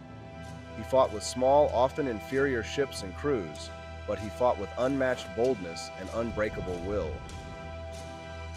From the blood-soaked decks of the burning Bonhomme Richard to the thunder of his defiant answer across the smoke-filled sea, he showed the world that one man with courage could challenge an empire. He didn't just fight for America. He carried the war to Britain's own shores and left them trembling. "I have not yet begun to fight." Those words still roar across the oceans, the battle cry of a man who refused to surrender, even when his ship was sinking beneath. Welcome back. Austin Peterson here. This is the Wake Up America show. You're watching the For Liberty Network. My next guest, Will Chamberlain, is a senior counsel at the Article 3 Project. Will has spent years thinking about congressional accountability, institutional power, and what the law actually says versus what people claim it says. He's also been very active on X in the last 24 hours on this specific story. And those posts are going to come up because they should. Will Chamberlain, welcome back to Wake Up America. Nice to see you again. Always good to be with you, Austin. Will, let's start with your own posts. You're a lawyer. Your posts matter. Yesterday you wrote, you can't say that Thomas Massie isn't principled when he tries to pay hush money to an ex-girlfriend to stop her from revealing his bizarre conduct. He does so with his personal funds, not taxpayer dollars. Very libertarian. So, Will, that post does treat some of these allegations like they're fact. So, but you wrote that Massie hadn't denied anything after 12 hours. Are you still comfortable with the framing given that a lot of this stuff is allegations and hasn't been verified? I mean, that post is a bit tongue-in-cheek. I wouldn't say like any of this is proven beyond a doubt or anything like that. But if you're asking me whether I think she's telling the truth, the answer is yes. I think that, and I think honestly, Massie's silence is extremely telling in this instance. I mean, the whole idea that, he's running a congressional campaign. We're a week out from a primary. He's very well resourced. He has communications teams probably both in his official office and on the campaign side. And the idea that he has absolutely nothing to say about this when it drops, sorry, I think she's telling the truth. And I don't, and his silence is very telling. Okay. So let's take your position seriously for a moment, right? So walk us through the evidentiary case. What specifically in West's account do you find credible and why? Well, I think, first off, she says that they dated starting about 2 months after after the death of his wife. That seems backed up not only by the fact that she's willing to swear to that statement under oath, but by contemporaneous X posts, both about Massie, but also I think she had a contemporaneous response to a tweet by Tim Burchett where she was saying, like, I met you at the Capitol Hill Press Club with Thomas, whoever, at the time. So, and again, not total non-denial of that. Also very easy. She made a huge slew of factual claims that would be very easy to deny if they were false, because they would be very easy to disprove as well. She made claims about how Massie flew her to various places, flew her to South Africa, got her a job with Spartz's office so that she could be closer so, one assumes that Massie is reluctant to contest these claims. My guess is, you'd think that any relationship would have a significant text conversation as a component of it. So he's probably reluctant to, if there were no such relationship, he could easily deny that. It just seems like a bizarre thing to lie about. And so then it comes to the question of, she makes some claims about, they're non-specific, but they're like, he pressured me to do things I didn't want to do, which is not itself, without any more specifics, I don't think that's inherently criminal or indicative of any sort of assault. Like like literally that just can be, that's just a relationship problem, right? I really don't think that's particularly damning or damning at all, really, necessarily. Like that's just literally, incompatibility.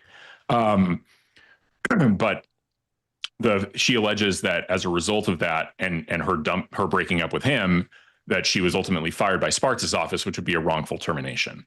And to the extent Axios has reported that they have seen the settlement offer of her wrongful termination claim in Congress. So she's not lying about that unless Axios and Mark Caputo have suddenly decided to lie about the existence of a settlement offer. So that's happening. So then there's really two sort of open questions, which would be this: she makes a claim that at one point early on in the process, Massie offered her $5,000 in cash, which she says comes from his cow money. Now, her knowledge of that is questionable. Like, how much would she know about Massie's personal finances? And it's quite conceivable that he would have $5,000 laying around, not from selling cows. Moreover, it's theoretically possible she could be lying about that specific claim, right? There's not a lot of evidence there, but at the same time, there's been Massie's, again, complete refusal to deny anything or a blanket claim that all of this is lies from his staffer, but no engagement makes me think, I'll take the person making the specific, claims. Like she's got, this isn't generic. She's saying, I met him, this happened. She gives a time frame of fall 2024, a specific claim about what happened, $5,000 to dismiss a wrongful termination claim, a specific place where it happened, at Cracker Barrel. There's a lot of detail to her accusation. And it's not within the realm. I don't even think that necessarily is criminal at all. In fact, I don't think it's criminal if it was just to dismiss a wrongful termination claim, because in effect, it's trying to settle a financial dispute. Yeah, I think that, the claims that are being made. One of the interesting things about this as a scandal is that the claims being made against Massie are not so dramatic that he couldn't just accept them and admit them. And that wouldn't, and just be like, he could be like, she's coloring in some of the facts here. Her characterization of me, emotionally abusing her, is BS. But yeah, we dated, then we broke up, and yeah, she filed a wrongful termination claim, which I think was bogus, but I offered to settle it, which is none of this is unreasonable conduct, on its face. But Massie hasn't done any of that. Instead, he's decided to be completely silent in the face of it, send out surrogates to accuse me of defaming him. Or maybe he did. Sorry, I shouldn't say. I don't know. I assume he didn't send them out, but a lot of surrogates have accused me of defaming him. And that's where we are. I think that, yeah, go ahead. Isn't there a serious question about whether or not she was a congressional staffer and brought on a paid trip to South Africa, or whether she was a girlfriend brought to a conference in South Africa where allegedly $180,000 in hotel stays were racked up at this event? That's kind of one of the other cruxes, is whether she traveled with him and whether or not she was doing so in a sort of an official capacity or not, right? Yeah, well, that's an interesting question. It's hard to, I don't know that I think I watched that whole video, and I don't know that the details were really specific on that question. I wouldn't say that having brought her to South Africa really is a terrible thing. I think that I don't know that his new wife would be too happy to find out that he brought a different girl to the same place for a different vacation. One of the things I posted about is there's nothing women do. Women do not like that. I promise you. Good advice, friends. If you have a new serious girlfriend, if you do bring her to a place that you have brought a previous girl, do not talk about that. Yes, yes. Girls do not like that one bit. Don't pull the old Austin Peterson trick of just taking her the second girl on a date to the same location and then seeing the first girl there at that location and realizing, no good, no bueno. Old Town Alexandria, a long time ago. My credibility is not in question here. So the most serious federal question here, though, I think, is this alleged cash offer to drop a formal ethics complaint, right? Because aren't there specific statutes in play? Obstruction, witness tampering. So what's the actual? I've seen some discussion that there was no ethics complaint, just this wrongful termination complaint. And so I don't know. I mean, I think she might be confused about it. That's the other thing, right? She's not a lawyer, so she might be confused as to what exactly she's filed. With the help, her lawyer might understand better. I don't know.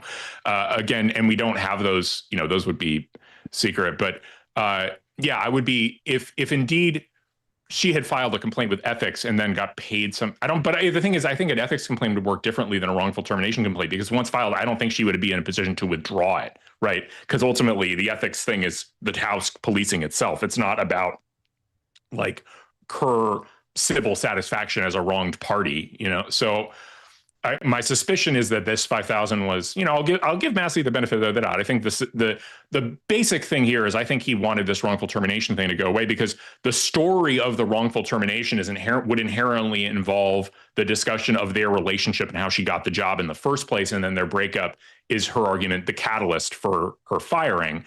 And the discussion of how their relationship started so soon after his wife's passing would be embarrassing, right? I think that's basically what I think happened here. I think Thomas Massie was kind of embarrassed to be dating so quickly after his wife's passing, which honestly, I think it's a little weird, but what he said, widower, I'm not going to, if again, this is one of those things, if he just owned up to it, then it'd be like, okay, are we really going to go after a widower for how he deals with grief in this sense? It's not cheating or anything. So it's hard to get a handle on it. But again, it's this sort of blanket refusal to even engage what is, not a reasonably serious matter, at least with regard to the workplace retaliation claim, and then have everybody accuse everybody else of lying about it, and the whole thing being a pack of lies.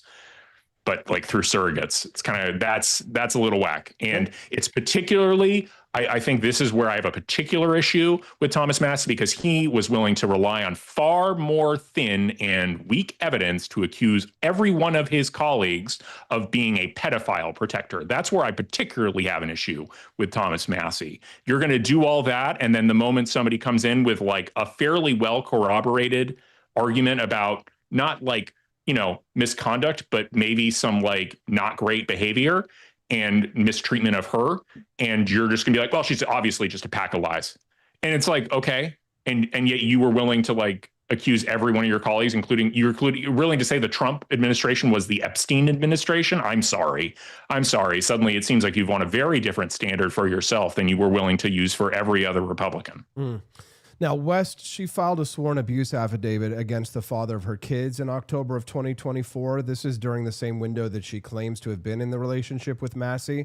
And those allegations were dismissed in full. So she says that the failures were her own fault because she represented herself, and you came in hot on X, treating her account as credible. So how much does a prior dismissed sworn allegation weigh in the legal assessment of the current claims?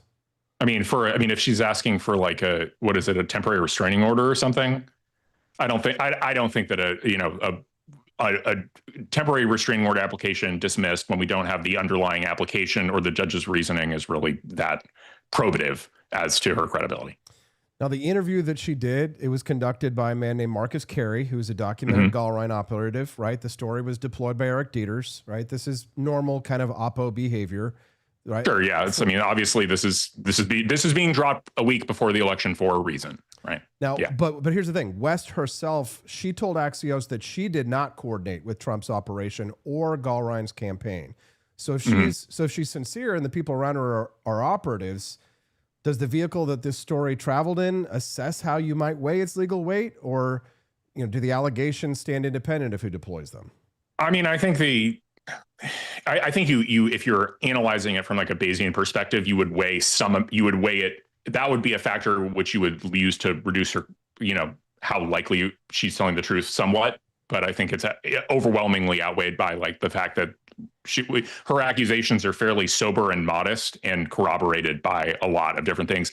And again, I think the fact that she has contemporaneous ex posts from months ago, not current, like talking about various specific accusations she had made, and then it does not mean that I think that gives more weight to the fact that, this is not the first time she's told this story. This is not the first time she's flagged this. And, this is just the first time it's really being made prominent.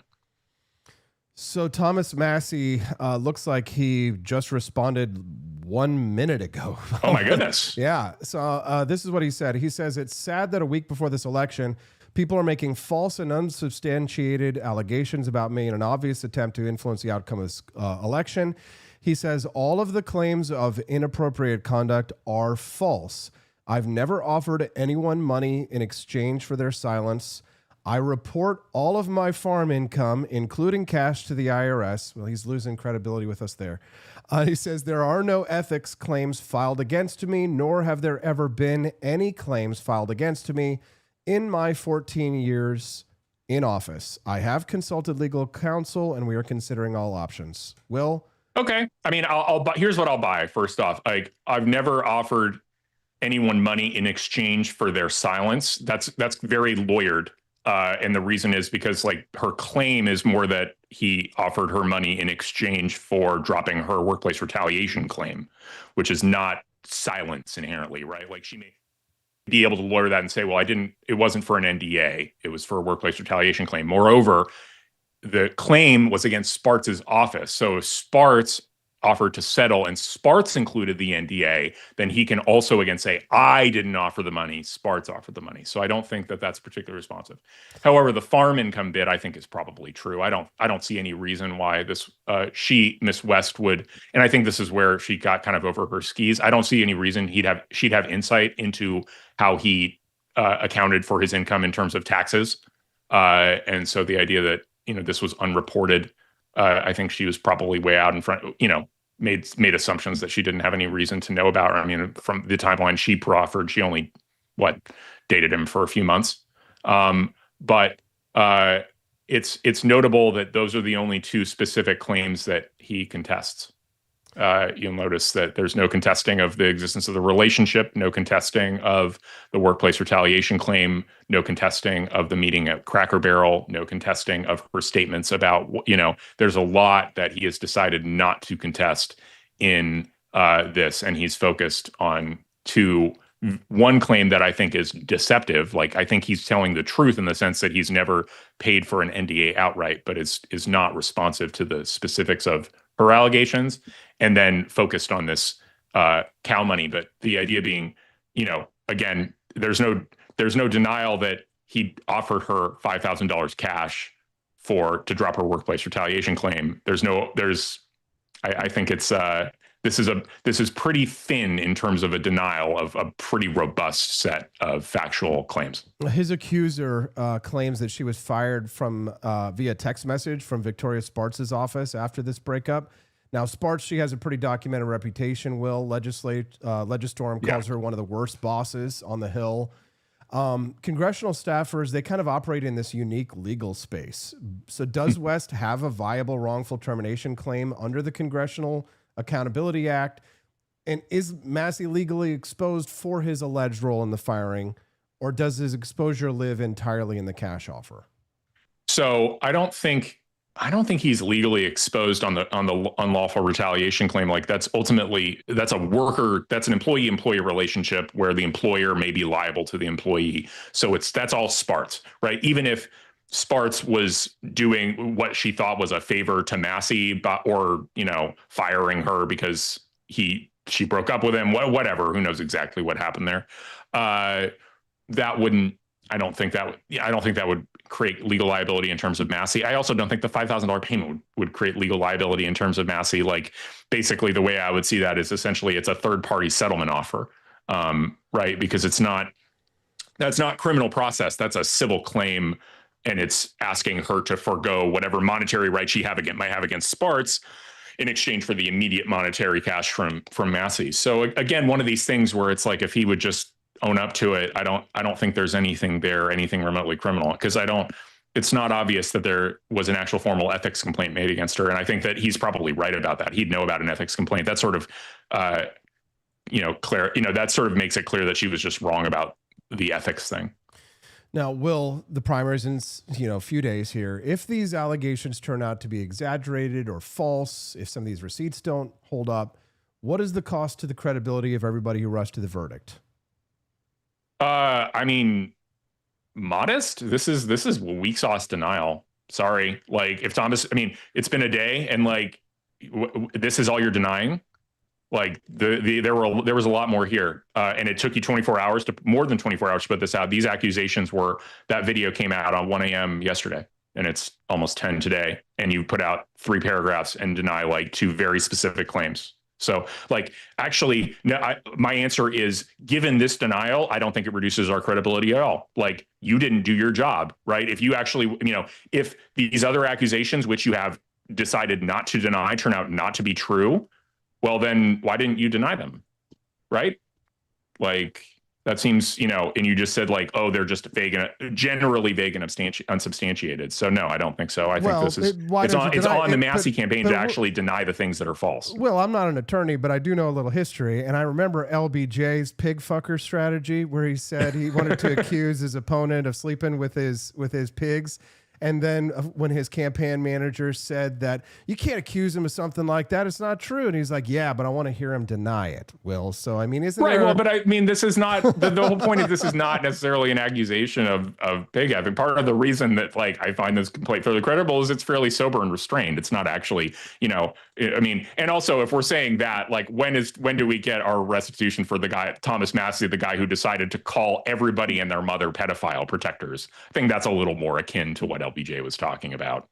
Okay. Will, is there anything else on this story that you think that we've missed or that we should cover, or you'd like to share before we let you go? No, I don't. I mean, I think we basically covered the substance of it. I think, I think in particular, I think that Massie, I think this is embarrassing for Massie in the sense that, under normal circumstances, if he weren't the guy calling everybody a pedophile protector, would be very milquetoast. And it reminds me, what it reminds me of? A little bit of like the accusations against Aziz Ansari. Do you remember those a while back? Yeah, the Me Too stuff. Yeah. Like very light Me Too stuff where it's just kind of like the accusations reveal a guy who's kind of maybe awkward and sexually like a little bit off-putting but like nothing criminal, nothing even approaching it.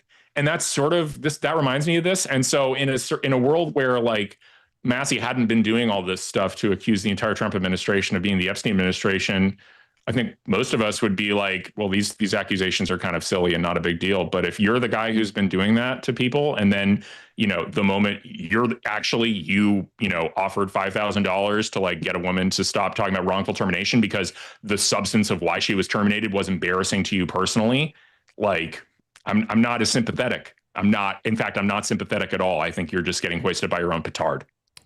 That's Will Chamberlain. Thank you very much for your time today, Will. We appreciate you, and we'll hopefully speak again very soon.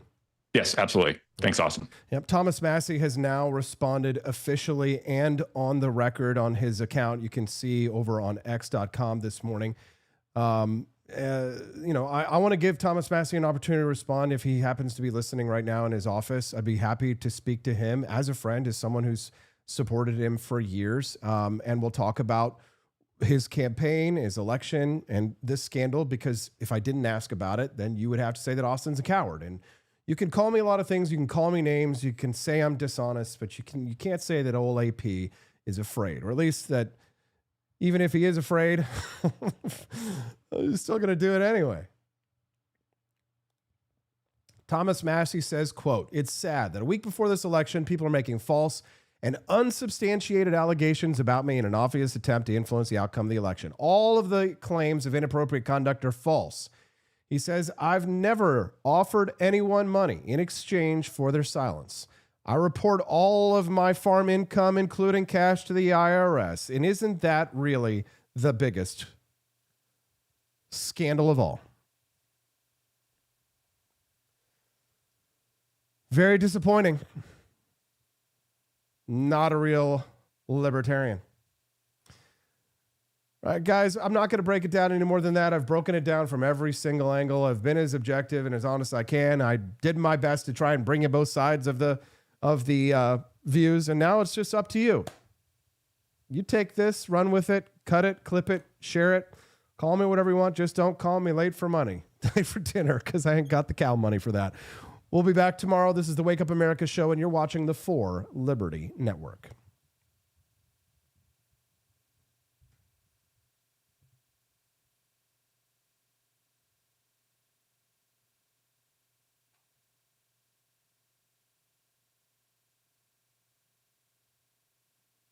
On July 6, 1747, in a humble gardener's cottage on the windswept coast of Scotland, a boy was born who would one day strike terror into the heart of the mighty British Empire. His name was John Paul. He would later add the surname Jones and become the most legendary naval commander of the American Revolution. From a young age, he lived a hard life at sea. By his teens, he was sailing merchant ships across the Atlantic and Caribbean, surviving storms, mutinies, and brutal discipline. He was tough, fearless, and quick with both pistol and sword. When the American colonies rose in rebellion in 1775, John Paul Jones saw his true calling. He sailed to America, offered his services to the fledgling Continental Navy, and was commissioned as a first lieutenant. He quickly earned a reputation as a deadly raider. He captured British supply ships, harassed enemy coasts, and struck where the British least expected. Congress took notice. In 1779, they gave him command of an aging, slow merchant ship they renamed the Bonhomme Richard, a heavy, awkward vessel that most captains would have refused. Jones accepted it gladly. He knew he could make it deadly. His crowning moment came on the moonlit night of September 23, 1779, off Flamborough Head on the Yorkshire coast of England. There, the Bonhomme Richard met the powerful British frigate HMS Serapis, a newer, faster, and better armed warship commanded by the skilled Captain Richard Pearson. The two ships crashed together in one of the most savage naval duels in history. They locked side by side, their rigging tangled, cannons blasting at point-blank range. The roar was deafening. Cannonballs tore through wood and flesh. Flames erupted across both decks. Jones's ship was being torn apart, her hull leaking badly, fires raging below, most of her guns silenced. British shot swept the deck. Jones himself was wounded but refused to leave his post. When the British captain shouted across the smoke and carnage, "Do you surrender?" John Paul Jones roared back the immortal words that would echo through history, "I have not yet begun to fight." Even as his ship slowly sank beneath him, Jones fought like a demon. He ordered his men to throw grenades onto the Serapis's deck. One grenade fell through an open hatch and landed among stacked cartridges. The resulting explosion was catastrophic. Bodies flew through the air, sails caught fire, and the British gun crews were devastated. American sharpshooters in the rigging picked off British officers one by one.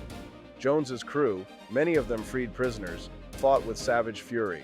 In the chaos, Jones ordered his men to board the enemy ship. They swarmed across with cutlasses and pistols in a brutal hand-to-hand melee. Steel clashed against steel. Men screamed and fell into the blood-slick sea between the grinding hulls. After 3.5 hours of relentless fighting, the British captain finally struck his colors. The Bonhomme Richard was sinking, but John Paul Jones sailed away victorious in the captured Serapis. The raid shocked Britain. Coastal towns lived in fear of the pirate Jones. He continued his daring operations, raiding shipping and striking deep into British home waters, proving that the American Navy could take the fight straight to the enemy's doorstep. After the war, Jones served briefly with the Russian Navy under Catherine the Great, fighting the Turks in the Black Sea. He died in Paris in 1792 at the age of 45, alone and far from the country he had helped free. His body was lost for over a century until it was discovered and returned to America with full naval honors in 1905. Today he rests in a magnificent crypt at the United States Naval Academy in Annapolis. John Paul Jones was never a fleet admiral commanding great squadrons. He fought with small, often inferior ships and crews, but he fought with unmatched boldness and unbreakable will. From the blood-soaked decks of the burning Bonhomme Richard to the thunder of his defiant answer across the smoke-filled sea, he showed the world that one man with courage could challenge an empire. He didn't just fight for America. He carried the war to Britain's own shores and left them trembling. "I have not yet begun to fight." Those words still roar across the oceans, the battle cry of a man who refused to surrender even when his ship was sinking beneath his feet. Picture this. It's 'Tis the year of our Lord, 1801. President Trump Jefferson casts his gaze o'er the sovereign Potomac and beholds a most wretched spectacle upon the waters. From the cursed shores of Tripoli and the welfare coffers of distant Minnesota comes the brazen Captain Ilhan Omar, commanding her fleet of Barbary pirates. She demands her ransom, billions in reparations. Yet one instrument of fortitude suffices, a steaming chalice of Jeffersonian Java, bold and unapologetic from For Liberty shop. No more tribute to rogues, he thunders, and dispatches the Navy and Marines to smash Omar's fleet asunder. Trump Jefferson stands triumphant as Omar's plunder meets the end it deserved back in Minnesota. Jeffersonian Java, the coffee that gives true Americans the courage to refuse tribute and rebuke fraud. Procure yours at forlibertyshop.com and make America caffeinated again.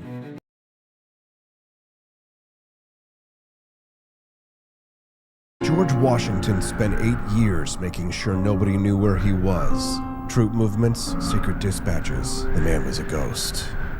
So when a barista leaned out a window and asked for his exact location in exchange for points they called stars, he looked at his flag and said, "I've already got my stars. 13 of them." Keep your dignity and your location intact. Grab a box of Washington's Revolutionary Roast at forlibertyshop.com.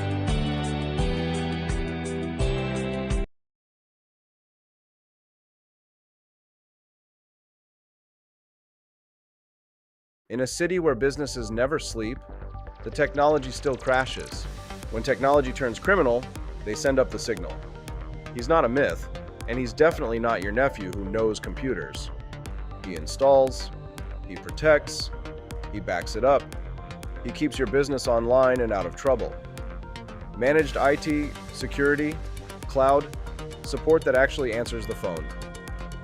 Layer 8 tech. When your network breaks, he wakes. Call Drew before your tech needs a rescue signal.